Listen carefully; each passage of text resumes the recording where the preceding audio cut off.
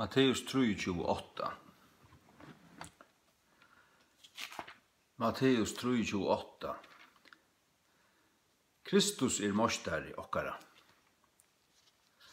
Det sier enda Matteus 3:28. Det sier det her. Sørst du, det som Bibelen sier av øynen av sin steg, det sier Bibelen her.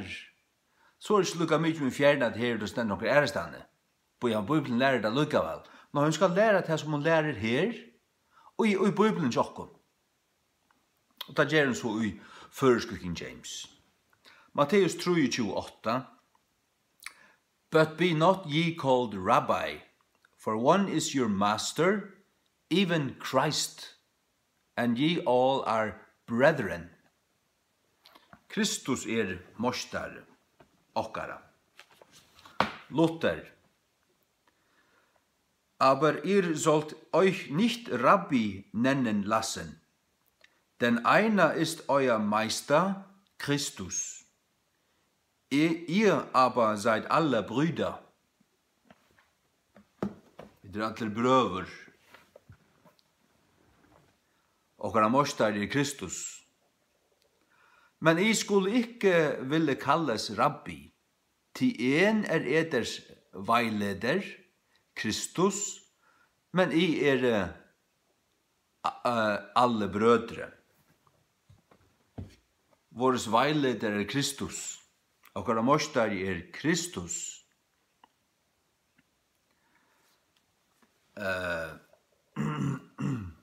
Skrøter.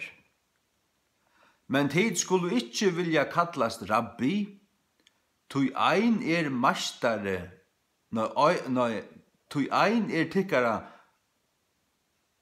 veløyare, Kristus, men tid allir brøyer. At det førisk dialekt, aller sur dialekt alltid. Tid allir brøyer. Og Guðbrandur.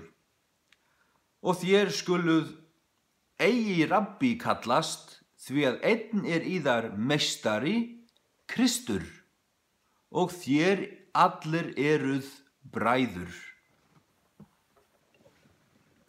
Kristus okkara mestari. Hvað segir svo dal? Stakkalinn. Men þið skulle ikke leta þig kalla til rabbi, til at øyner mostari tikkara, og allir til brøver. Hvor mostari okkara? Paven kanska?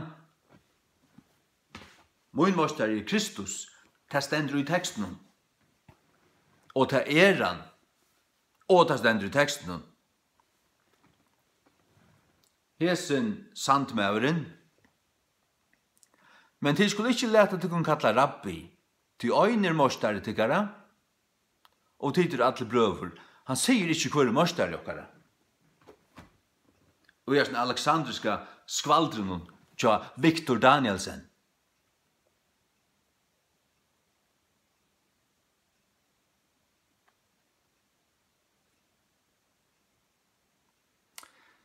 Så det hetta. Men det skulle ikke lette folk kalla til kun rabbi, til tid av øynmostara, og til all sistjen.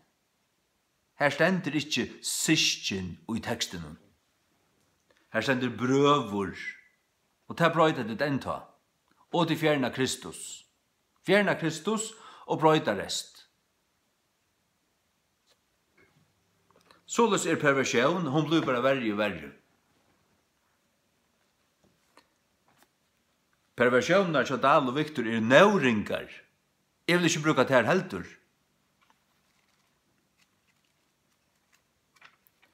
Nu skal vi høre Guds ord fullt, tøyt, fullt og rett. Og til føreske bøyblene, føreske King James, FKJ, og kom ut i 2016. Men vær ikke tid kalla I rabbi, til at øyner mostare tykkara enn ta Kristus, Og tid, nei, og atler tid og brøver. Amen.